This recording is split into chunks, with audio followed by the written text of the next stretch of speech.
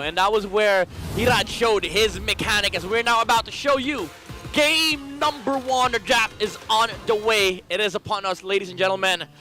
Who you got? Put it down in the comment section. And right now, this is happening, folks. Blue side for Liquid Philippines and red side for RSG. Fanny and Ling is out. So much hopes for the Assassin battle. Absolutely. I'm sad. We mentioned this in the previous matches where, you know what, people were saying, oh man, Assassin meta is back, Assassin in the jungle. Gets banned. And these are two of the most prolific Assassins for both of these players getting banned out. Yeah. And you know what? I love it. A lot of the key players, or key heroes rather, that have been highlighted in a lot of matches previously, in the previous day as well, are now banned out. I mean, hey, as long as Lance is untouched, Oh, I'm yeah. good. As long as you leave the Lance open, Lance I'm off. good. I will still have my hopes up until the very last pick. Now, Liquid, full respect. They have a lot of taste of this, especially against Arcangel, Oh, yeah. the captain of Falcon's AP Bren, the Juicid. They're not gonna let it through, even though they're first pick. That's interesting. Ooh. Earlier, we did see a lot of really players, a lot of teams, some teams did let the Sushan out, Yep. and I think they suffered very much for it. And I think we saw that in the TNC game. Really interestingly enough, we are going to see the Zas though. Zas definitely one of the top tier mid picks right now. There's only a couple of heroes that I don't like seeing in my game, and it pains me to see Zask being taken on the first pick. This has been the flavor of SPS recently. Zask has been really annoying, especially on blue side. Now Liquid, they're saying to RSG, you don't ban this, we're gonna take it. Very few combination of heroes can actually straight up counter a Zask, right? It can really dominate a lot of these team fights, especially when a team knows how to play around the Nightmare spawn. Yep. So RSG, they do have a big problem in their hands right now. They have to face the Zosk. Rogers banned out, but a lot of the options are still available here for RSG. They go for the steal on the Julian. Irad will probably showcase his Julian in front of the young GOAT. Again, we've seen Liquid play a lot of Julian games in their past tournaments, but now it's been taken away by Coach Panda. Very smart move, aside from obviously the deny pick, it also denies flexibility for Team Liquid, and definitely one of the heroes that you are going to have to look for in the jungle. I wonder if Irad's up to it, or maybe Aqua has practiced it. Maybe. I don't remember seeing Aqua play this hero. Yeah, but he's playing a lot of like different mages. Different mages. He is one of the most flexible mages. Hayabusa locked in. Oh my goodness, when have we last seen Carl TZ play this? My boy, they brought this back from Kazakhstan. The jawhead of JP, and now bringing back the old soul of Carl TZ, the jungle assassin on the Hayabusa. We've seen this from a lot of the clips in the in the social media world, like the maniac, the savages of Carl TZ. Now it is going to be up against Iran's Julian. So we do get the assassin battle between the two junglers. But right now, RSG, they're going to close the first phase with the Moskov in the gold lane. Absolutely. Definitely someone clip that. We're going to use that in the group. For one thing, though, obviously the Jawhead is a very specific pick where you're kind of expecting, right? You're kind of expecting a lot of these big people that you want to displace if you're picking up the Jawhead. I wonder how that's going to fare, though, especially in this match. That's cute. That's Liquid. That's pen. That's using a ballpoint pen, by the way. Oh, also, like, just a reminder for the people that don't remember why this is a heated matchup. Just remember RSG Echo. Like that was a big storyline in every MPL since their rivalry started. It just so happens that they're now called Liquid, but still, it's the same matchup. And now we're moving to the second phase here. Today's is out for the side of RSG. Aurora's been taken away from Liquid. Now, Liquid already has a mage. RSG, they are going to be able to flex this Julian into Aqua. But what do you think are the options left here for RSG? Obviously, RSG is thinking about the high loss maybe, somewhere out there. I'm not sure if... Obviously, I mean, you can throw the Edith Rome or XP, right? Either way can work really well. Yeah. Previously, we even saw him in the gold lane in some leagues. long eras ago, but right now, obviously not going to happen. But yeah, so much potential here for Coach Pan to actually just dominate a single lane with just one pick. I mean, I agree. We've seen the Jawhead versus Hylos matchup work before. That was just last series where they didn't care at all about the ejector. Brusco just went in with the Glorious Pathway and the Revitalize, but they themselves banned out the Hylos. So this does tell us that maybe they don't play the Hylos, or maybe they just love engages more than you know, just raw tankiness on their front line. Or maybe not yet. Maybe just not. Maybe not now. yet. Yeah. Right. It's just first week, so First week. the hell we know. We got time. We got time, obviously, for these players to flex it out. But right now, picks here. Obviously, the front liner, it can be that Edith. Very good on the roam. Right now, what are going to be the priorities? The XP lane matchup, Teriz has been banned out by Coach Panda as well. Maybe something that likes of Yuzong, considering that Nats is playing here. Maybe Yuzong, Arlott, or maybe bring back the Esmeralda. I don't know. Arlott sounds fire, honestly, right? Yeah, I mean, it's a Nats special. It's not entertainment too. Kind of have to think about the Zask on the other hand, though. Oh, that's an insta lock. Insta-lock on. They steal the art away from Nats, and Benekiti gets his hands on his signature Claude against the Moskov. That's a matchup that he's played a lot of. That's true. And you know what? The lineup of TLPH right now, aside from the Arlott, it's very old school Season 1, Season 2 vibes. You know what I mean? Yeah. Like Jawhead right there, the Zask in the mid. I mean, Claude's been Season 1 ever since it's been meta. I don't know why this guy does not disappear in meta. I mean, you know why? Boom, boom, goes the dynamite, blazing duet in your face. It never gets old, right? And now, last pick here for RSG. What do you think it will be? And they definitely need the frontliner. And that is a frontliner, if I ever saw one. Okay. We are going to see the Edith on the roam and Nats back on the fan. Yeah, I mean, they're still switching. All right, it is going to be Irad on the jungle Julian. The JJ and The Nats, JJ. the classic Thamus Vengeance into a Claude. It also is a good matchup against the Arlott, if I might say so myself. That's true. And maybe with this composition, I'm really more looking forward to the amount of Thunderbolts that we're going to see. Because it does look like a good Thunderbolt game for both sides. Thunderbolt going to be through the roof here. Yeah. And I completely agree. A lot of these heroes actually... Stonks. Core item, Thunderbolt. Yep, I've seen that on the Thamus Kid Bomba specialized that build. And also the Edith as well. It can be built on like different assassins too, but I don't think Julian and Hayabusa will buy that item. But of course, the Arlott on the side of Liquid will probably go with the same mat as well. But now we are heading into the Land of Dawn here for the first game of the match Welcome between Liquid to Mobile and Legends. RSG Philippines. The brighter shade of blue is going to be the victor here today as we let the story unfold in this early game of game number 1.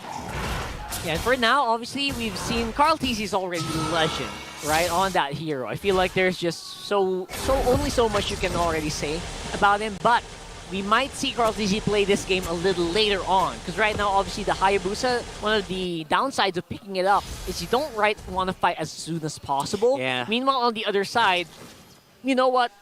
Even at level 3, Irad's going to go look for kills already. Yeah, that's the strength of the Julian. Like, you have an early game power spike compared to the normal jungle assassins who waits for level 4s. So RSG might look to be more aggressive in the early game while Liquid allows Call Easy to be able to farm up, which is going to be in favor of RSG, because if you do look at the composition of Liquid, they're farm hungry. Like the Hayabusa and the Claude, they need and want farm. And these are the only downsides I was talking about here. Look at Light, just making sure that you can pass off that goal to the proper hero. And look at this for JP. Trying to go for the deny, and obviously Carl TZ trying to get that. But right now, I think even Carl TZ knows this matchup very well. Oh, it's so annoying, honestly. Like, if you're playing a jungle against Jai, it's just so annoying whenever he shows up, presses his second skill, the ejector. He can threaten with the flicker throw, or just throw away the resources. It's just annoying in the early game, honestly. Completely right. And that's one of the advantages that you get with the Jawhead pick. Obviously, it will fall off later on in the game. Yeah. Give it time. Obviously, the Jawhead doesn't scale as good, right? But it's there, at least for the early to mid. Yeah, it does its job. Like, it doesn't scale in terms of damage, but it does its job. He's like, you know, a perfect example of a hero that functions. That's basically what I see Jawhead as. But now, RSG, they get the level 4s on both the jungle and the XP, able to position themselves first in the turtle. JP will try his best to annoy RSG. Oh, diving it in, and Irad gets the retribution, going over at the turtle. Oh, nuts! Carl TZ going in, getting as much damage as he can, but Oh, look like he might get hunted down here. Look at him go! Nat's still surviving after all of that. Holy smokes, been caught in an inferno, but they're not done yet. Sanford with a flicker out. Still, nobody dies! Man, that was high-level damage juggling being done by both of these teams, honestly. Oh, but Kusei, though, like a full wave ahead of the Claude. Cutie didn't reach the whole wave at the top lane. I mean, he did, you know, clear some minions in the middle lane, but still, RSG, they are going to be able to take that trade for themselves. They got the turtle, but surprisingly, Liquid is still ahead in gold. Yeah. Nice final slash coming out from the Aura, but RTZ, do they have the damage? He does!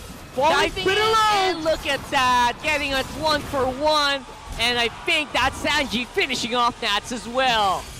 All right, Liquid, they found a proper trade, 2-for-1, but it's about to be equalized by RSG. JB with the flicker on Aqua! Look at that, just going in here. Light doesn't have anything to do at all. No tools to deal with this. And RSG getting stomped by TLPH in the first 4 minutes of the game. Hey man, we talked about this. The Jawhead does its job. And guess what? It's damn JP's fault. It's always JP's fault. It's JP's damn fault always. Liquid Philippines. Every single time. Set up for a 2K goal lead by 4 minutes in. I mean, it's 1.6, but they're about to go higher and higher. It's 1.7 right now, and RSG, even though they got the turtle, the momentum has now shifted to Liquid Philippines. This is exactly what TLPH is waiting for. That perfect moment to throw that Nightmaric Spawn in the middle of the fight. Yeah. That's the thing. We all thought RSG was about to equalize, but then again, Liquid shows up, expresses their mechanics as well, showcases their engaging abilities against RSG. And now both of them are eyeing at the turtle. Once again, second objective, they have to choose these fights carefully, as we've seen from the keys to victory earlier. Oh, Sanford! I did not expect that very, very early on, but nice catch here coming in from Aqua. Will it be enough though? Carl T is still going to be able to get that turtle. Chase is going on, Nats is still at the front. Cutie doing some pretty good damage with their intervention, slowing him down, and that's going to be the disengage. It's 1 for a turtle and 2 kills. RSG punching back. All right, for what it's worth, RSG got the same value as Liquid got from the first turtle. A trade for the turtle, but they get 2 kills. And you have to ask yourself, that probably is going to be worth it for TLPH, but you also have to think about who was not present in those fights, the people who are getting most of this gold. Yeah, and also, just look at Liquid. Even though they did lose that turtle, Carl is a full level ahead of the Julian as we see that same fight again. That was a fantastic start with the final slash coming out from Sanford. Caught the core members of RSG, and even though they reacted, Carl TZ was able to secure that turtle for Liquid, getting that buff and being able to fight head on versus RSG. Honestly, that final slash was so unexpected. Look at Light here, almost getting thrown back into the pits here.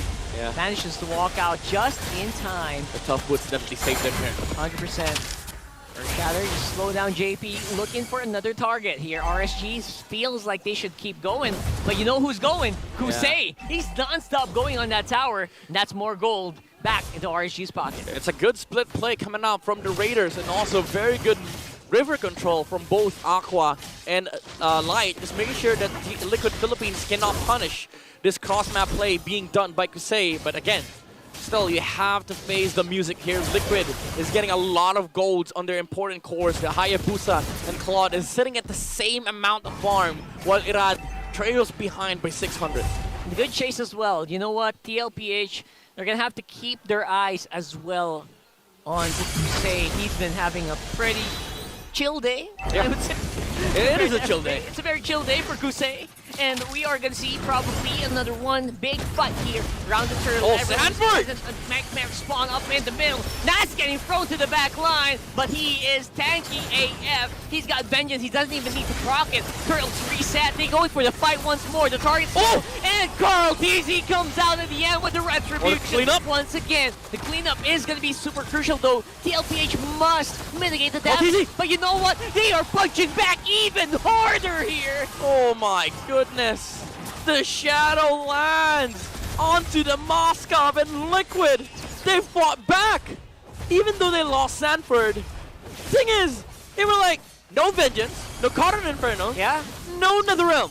Alright, it's the freest shadow kill. Carl TZ will be able to get this game. And they just fight back. It's not just the mechanics. It's also the level of intelligence that these players have on the side of Liquid. That's right, because if you look at it, it did feel like RSG had the advantage for a moment there. And then Team Liquid realizing, you know what, you're right. Yeah. The cooldowns are still on. Yeah, so we can go back. Keyword was for a moment. And Liquid seized the opportunity and just sang, this is our moment. This is the moment. Oh my For the God. shadow kill, but JP checks the bush. Look at that. I'm sorry, I'm not Leo, but you have to make do. RSG is looking to pounce back, but Liquid, they have bush control, and Benecutie is already doing the split moves. Oh! Great surprise factor, and the Earth Shatter gonna catch off Sanford by surprise. Oh my goodness, that was pretty huge. That was a good punish by RSG. They saw the Claude. He went back. Benecutie went back with the BMI, and they were like, all right, no marksman. All right, let's go. No marksman, no problem. Irad as well, cross map, can't really do anything, but didn't need to. And I was surprised. You know what? I was going to say, you know what? JP is doing his job. Like you mentioned earlier, he's checking these bushes. He's making sure no one's there, surprise them. But RSG surprised them straight to their faces. I can't even call it a surprise. I wouldn't. I mean, I wouldn't. They were in front of the whole squad of Raiders the whole time. They were looking at each other. Yep. It was just a very good punish coming out from RSG.